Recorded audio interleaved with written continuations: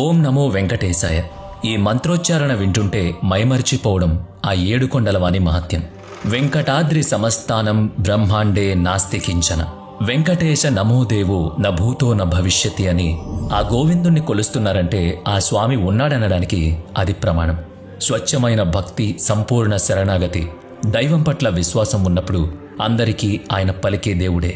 తిరుమల తిరుపతి శ్రీ వెంకటేశ్వరుడు నెలకొని ఉన్న ఆ ఏడుకొండలు 8,000 చదరపు కిలోమీటర్ల మేర విస్తరించి ఉన్న సంగతి తెలుసు కదా.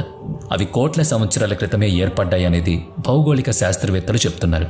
సముద్ర మట్టానికి 2,500 అడుగుల ఎత్తులో నెలకొని ఉన్న తిరుమల కొండ మీద 1979 నవంబర్ 7వ తేదీ అర్ధరాత్రి దాటిన తర్వాత జరిగిన అపూర్వ సంఘటన చరిత్రలో నమోదైంది.